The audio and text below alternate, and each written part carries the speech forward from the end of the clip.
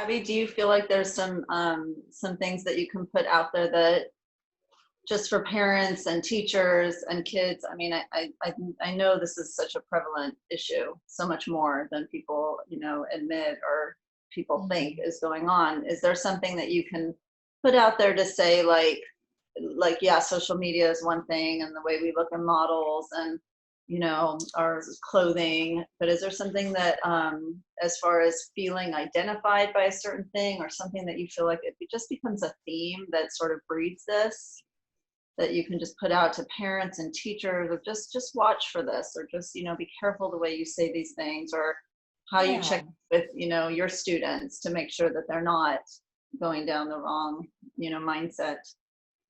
I think that we have to be very conscious of the structure of the compliments that we're giving young people. Hmm. So, my twin and I, we've talked about this before. We got a lot of, you guys are so beautiful, or you have such nice skin, or you're so thin, or it was always physical appearance. Hmm. So I think that with social media, because there's very little personality always behind it, a lot of the time it's just a picture or a few second video.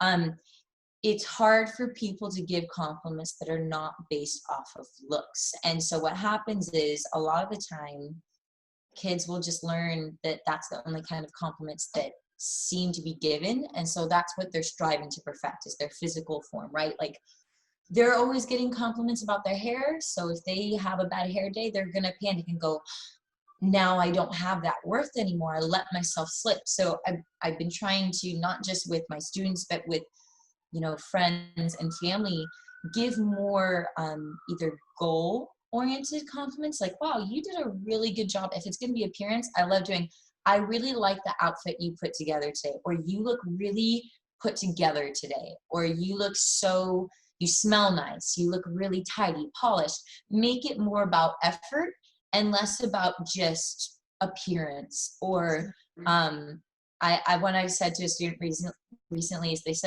they asked, they complimented somebody else, and it was a really nice compliment. I said, I love the way you said that. And I've been trying to say that, instead of it being just, oh, you look pretty today. I love the way you're lighting up the room today. It's more about present tense. And I think that that's something we could use more of in social media. It's less about looks and more about what makes you unique. Because pretty is a pretty blanket statement. Honestly, it doesn't have a lot of weight to it. Something's pretty. I want you to go, your personality is exquisite. The way you carry yourself is gorgeous. The way you took care of somebody else, that was wonderful. So I'm trying to just change the way I compliment. And I think that will go a really long way, personally. I'm just curious what more Abby would say as far as for somebody that's out there that's really struggling, who maybe hasn't come out yet. I would say, for those of you who might be struggling, practice saying it out loud to yourself. If you're not ready to tell somebody else, look yourself in the mirror and say, I have an eating disorder. I recommend for all of you who might be struggling with any kind of eating disorder or anxiety, say it to yourself. I think it will really kind of release some strain in your heart and in your chest to hear it, personally. So. Mm-hmm. And let's maybe touch on, I know for me, with my diabetes, I just hated my body so much and blamed it so much for having a problem that I would then go and eat more candy bars just to prove how that I could. well, how inept it was. Like, see, you're so inadequate, and so I'm just going to keep doing this to you. And I'm thinking, well, who am I helping by doing this? But I couldn't stop it because I hadn't yet come to terms with my my shame, my blame, my guilt, that it was all my fault. It was all my fault. So I'm assuming that there are similar emotions because you're the one doing it. You are doing it to yourself. Nobody else is inflicting this on you. It's a very similar feeling between diabetes being out of control, and I think it really does go hand in hand. You feel like, I mean, it is an illness, but you just feel like it's not even your choice or your decision. It just manifests that way. I think that's a really, really brilliant comparison, because I know for me even, um, if I eat too much and I'll look at somebody who's just like perfectly thin and they don't go up and down, I'll be like, they're so able to control themselves, and why am I Mhm. so not able to control myself and feel it's a similar thing. I never think of weak. I guess the word that I would use is not able to do what I'm supposed to do. Like Right. why am I so, I guess, out of control? Yeah, I Yeah. guess that would be the word.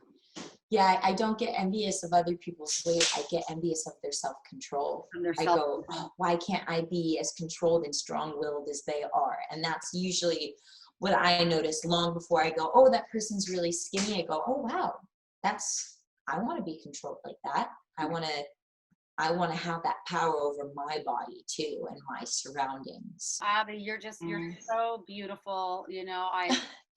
I've always been so impressed, even when you were 15 years old, by you, and you just continue to develop into such a wise, beautiful person, and I think that in the future you will touch and help so many people, I hope so. because of what you've gone through and your vulnerability, your openness and your vulnerability to share where you are right now. So, thank Yeah, thank you. Your honesty and your courage, it's so inspiring. you. Thank you. I And just appreciate to it. really appreciate you just putting this out here, because so many people need to hear it and need to just say, wow, I'm going through this, or I felt the same way, or I'm going to try that. Yeah. Yeah, so it's really Yeah. inspiring and really appreciated. I And don't want to be a victim anymore. So right. this is a good way to do that. Yeah. Yeah. And I think it presents, deeper issues that we can talk about another time, which is just the pressure that we grow up on, in of As what we're females, supposed to become especially. and what we're supposed to be. And right there, you don't even know who you are yet. You don't even know what your desires are. And then there's all these things imposed on all of us and expectations. And boom, we're, valuing, as you said, we're valuing physical appearance, and we haven't even discovered who we are yet. And Right. so it's something to look at as a society also in how we raise our children. Yeah. And what We've we all got a lot of identity, and we've got a lot of identity. learning and unlearning to do. I feel like I'm learning as much as I'm unlearning every day, which is a weird thing. I never thought at this point in my life I would have to unlearn things.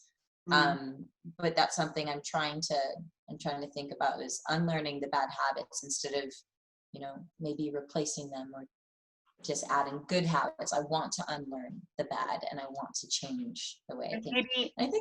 Yeah. Maybe more than habits, it's also coping mechanisms. I think we learn how to cope. And it's a survival. We learn how to survive our circumstances in a certain way. It's self-preservation in a way. Do you know what I mean? Yeah. And I But mean, that's so self-preservation is fitting in a way. Yeah. So that's why we fall prey to it. Right. What were you gonna I was just going to say how wonderful it is to think about unlearning, because we know that now, but it's all our perception of something and our experience, and then boom, boom, boom, everything just fires and thinks that's truth, truth, truth. But to be able to open that up and to look and say, no, I can undo that.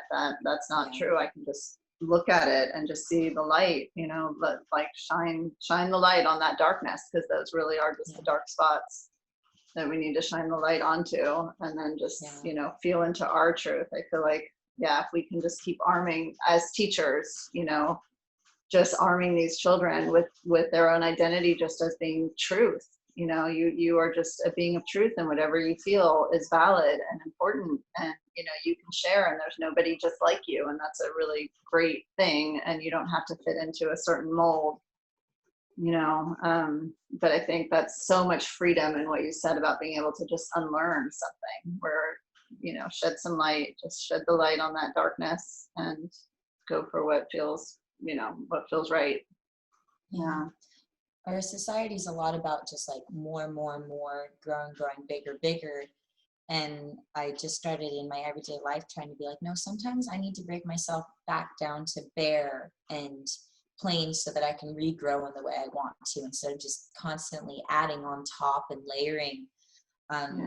This year's been a big year of just like trying to strip down to, you know, what I would have been at 10 years old the year before I got diagnosed with diabetes. Like, who would I have been then before this happened? And I want to be that person instead of letting all this fear be what was built upon it. Kind of feel like my house was built on sand instead of concrete. So I'm trying to get back to that root in a way.